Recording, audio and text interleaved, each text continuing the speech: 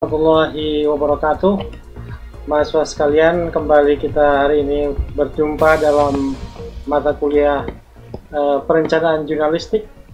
Pada kesempatan kali ini kita akan membahas tentang salah satu poin yang paling penting dalam melaksanakan kerja jurnalistik, yaitu wawancara. Ada dua jenis wawancara dalam jurnalistik. Pertama, ada wawancara berita yang tujuannya adalah mengumpulkan informasi untuk menjelaskan suatu peristiwa atau situasi ide dalam berita. Yang kedua, ada profil yang fokusnya pada individu. Jadi dari profil kadang-kadang sebuah pasak berita itu sering digunakan untuk membenarkan sebuah profil. Jadi ada dua jenis wawancara dalam jurnalistik setidaknya selalu digunakan. Pertama, untuk mengumpulkan informasi, menjelaskan suatu peristiwa atau ide dalam sebuah berita. Dan yang kedua, untuk profil tertentu. Ini ada sebuah kisah di ruang ganti stadion. Pelari setengah berpakaian itu sedang memasukkan setelan pemanasan dan sepatu olahraganya ke dalam tas hitam Bluetooth. Duduk di bangku dekatnya, seorang pemuda mengambil pensil dan buku catatan dari saku jaket. "Saya dari koran kota," kata pemuda itu. "Kamu tampak cerdas di luar sana. Keberatan jika aku menanyakan beberapa pertanyaan?" Atlet itu mengangguk dan melanjutkan pengepakannya. "Pertama kali Anda pernah ke bagian barat atau kota ini?" Reporter itu bertanya. "Anggukan lagi." "Ini tidak akan mudah." Reporter itu khawatir. Editor telah memberitahunya untuk memastikan bahwa dia membawa kembali cerita yang bagus untuk koran besok. Pada hari Asosiasi Atletik Antar Perguruan Tinggi Nasional akan memulai pertemuan lintasan luar ruangannya di perguruan tinggi setempat. Pemuda jangkung dan lincah yang berdiri di depan bangku itu adalah pemegang rekor dunia dalam rintangan, kata editor, dan pantas menjadi seksi. Reporter itu mencoba lagi. "Apa pendapatmu tentang kota kita?" Atlet itu sepertinya melihat reporter itu untuk pertama kalinya. "Saya tidak tahu apa-apa tentang kota ini," jawabnya. "Aku di sini untuk lari. Aku pergi ke pantai timur, pantai barat di sini. Mereka memberiku tiket ke sekolah, dan aku naik bus atau pesawat dan pergi. Bisnisku adalah lari." Dia terdiam. Ditolak. Reporter itu berjuang untuk membuat atlet bicara lagi. Dalam wawancara 20 menit, pelari gawang tidak pernah benar-benar terbuka. Ternyata tidak mudah melakukan wawancara. Kalaupun kita sudah ketemu dengan narasumber, ada saja kemudian bantahan-bantahan atau bahkan jawaban-jawaban yang tidak kita inginkan. Oleh karena itu, kita perlu mempelajari hal-hal yang berkaitan dengan wawancara. Ada 4 prinsip wawancara. Pertama, persiapkan dengan hati-hati. Biasakan diri Anda dengan latar belakang sebanyak mungkin. Kalau kita kembali dengan kisah pemuda yang tadi, itu terlihat jelas bahwa dia tidak punya latar belakang. Siapa sesungguhnya yang dia wawancarai? Dia hanya mendapatkan pengetahuan dari editor, ini adalah seorang juara dunia. Tetapi dia tidak tahu apa yang disukai oleh narasumbernya, apa yang tidak disukainya, apa bakatnya, apa hobinya, apa kebiasaan-kebiasaannya, yang kemudian itu akan membuat wawancara berjalan justru lebih efektif. Maka semakin banyak Anda punya latar belakang tentang narasumber Anda, siapapun itu nantinya, maka itu akan semakin baik bagi persiapan Anda untuk melakukan wawancara. Yang kedua, menjalin hubungan dengan sumber yang kondusif untuk memperoleh informasi. Anda harus punya hubungan yang baik dengan narasumber. Anda harus kemudian bisa menjelaskan kenapa dia harus bicara kepada Anda. Apa tujuan wawancara itu dilakukan, sehingga kemudian dia bisa menceritakannya. Dan kemudian menjalin hubungan juga berkaitan dengan perjanjian waktu, perjanjian tempat, ya. Sehingga dengan hubungan-hubungan pra-wawancara ini, kita akan semakin mendapatkan poin wawancara yang baik dan benar. Yang ketiga, ajukan pertanyaan yang relevan dengan sumber dan mendorong sumber kita untuk bicara. Jadi jangan mengajukan pertanyaan-pertanyaan yang tidak berkaitan dengan data yang kita cari, data yang kita ingin konfirmasi dengan dia. Sehingga dengan demikian wawancara kita akan lebih efektif. Ya, pertanyaan-pertanyaan relevan, terus saja pertanyaan-pertanyaan yang kemudian bisa membuat dia untuk bicara, bukan membuat dia untuk berbohong, membuat dia untuk diam dan lain sebagainya. Yang keempat, dengarkan dan perhatikan dengan seksama. Kita perlu kemudian untuk memfokuskan perhatian kita kepada apa yang dia bicarakan, bukan kemudian dengan melakukan aktivitas-aktivitas lain, semisal membaca WA, memandang ke tempat lain, sehingga kemudian yang kita wawancarai itu tidak nyaman dengan sikap dan perilaku kita. Inilah 4 prinsip dari saat kita ingin melakukan sebuah wawancara. Nah, dalam preparationnya, dalam persiapannya, kita perlu kemudian melakukan riset.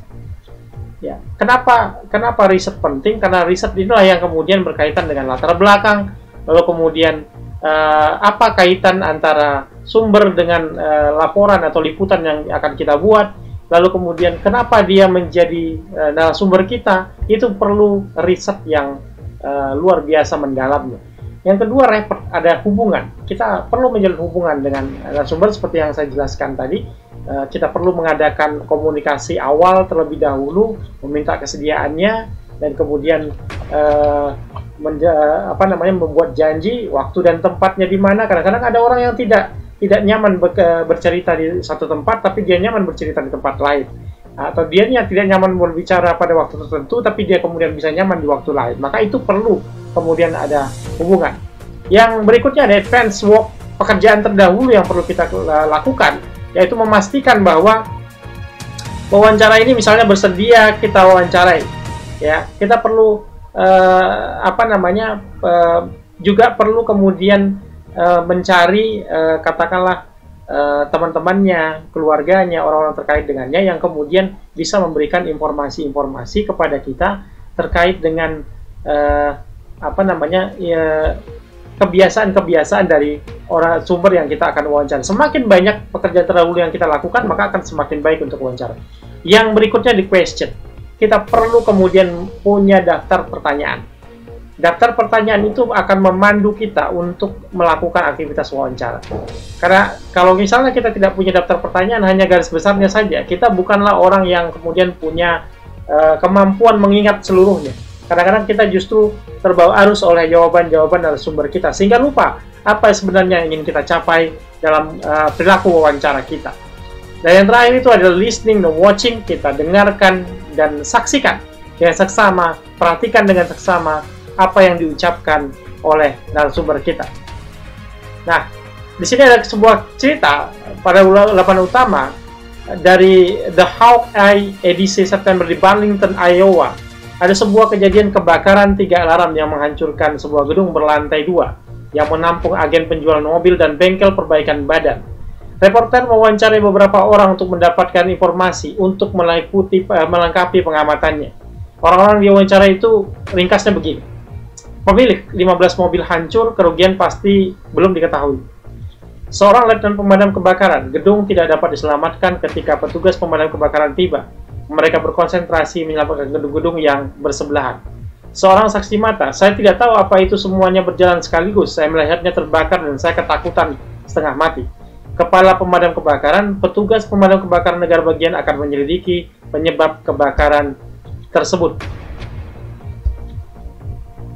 Lalu, meskipun reporter tidak hadir saat petugas pemadam kebakaran memadamkan api pada dini hari, wawancara dengan letnan pemadam kebakaran dan saksi mata memberikan ceritanya nuansa on the scene.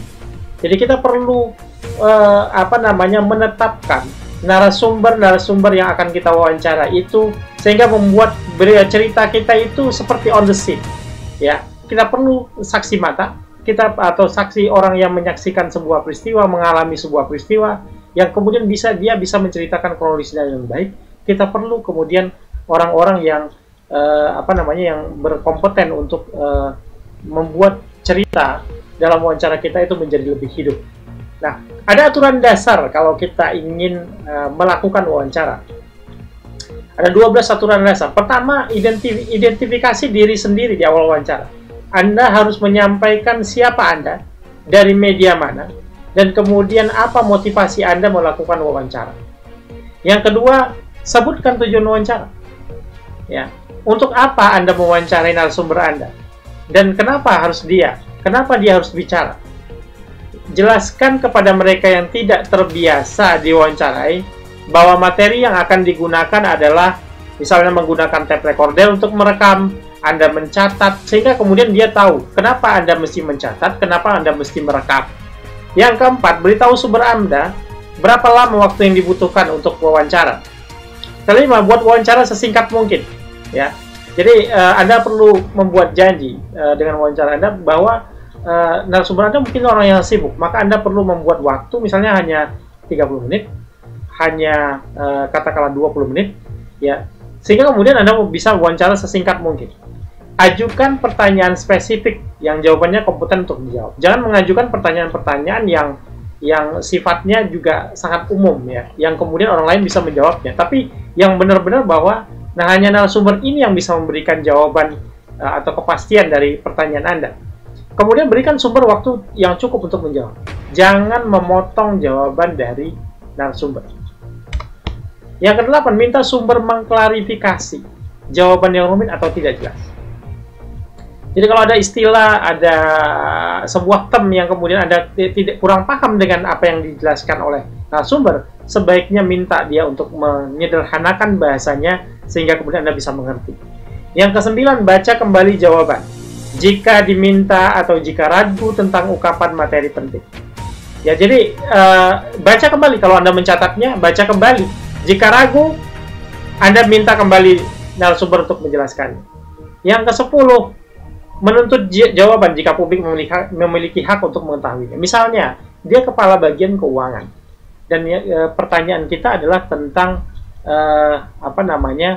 pengelolaan keuangan di bagian dia, maka publik berhak tahu atas apa yang dia kerjakan, ya. Artinya publik tentu ingin mengetahui kenapa terjadi penyimpangan-penyimpangan dalam pengelolaan keuangan di tempat dia, dan dia orang yang berhak untuk menjelaskannya. Kemudian jangan mengulangi narasumber. Jangan Anda berdebat atau misalnya atau Anda mengkritisi apa yang dijawab oleh narasumber. Biarkan dia menyampaikan jawabannya secara hati-hati, biarkan dia bercerita dengan versinya sendiri, jangan menguliahi narasumber. Yang ke-12, mematuhi permintaan untuk tidak memberikan atribusi. Kalau dia bilang ini wawancara off the record, Anda tidak boleh merekamnya. Kalau dia bilang ini wawancara tidak boleh direkam, Anda tidak boleh menulisnya, atau Anda tidak boleh menyiarkannya kepada pihak lain. Anda hanya bisa menjadikan itu sebagai petunjuk.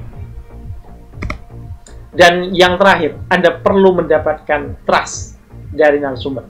Kadang-kadang bisa saja narasumber tidak percaya kepada wartawan karena mereka menilai bicara kepada wartawan juga belum tentu kemudian mereka mendapatkan keadilan dari apa yang mereka bicarakan. Oleh karena itu penting sekali bahwa Anda adalah orang-orang yang benar-benar netral dari segala hal, ya. Tetapi kalau itu kebenaran, Anda mesti mengungkapkannya, dan Anda ingin agar narasumber Anda bicara, maka Anda perlu mendapatkan trust atau kepercayaan dari narasumber Anda. Saudara-saudara sekalian, inilah akhir dari materi kita hari ini. Dan jika ada pertanyaan, silakan Anda bertanya di kolom komentar. Terima kasih. Billahi taufik wal hidayah. Assalamualaikum warahmatullahi wabarakatuh.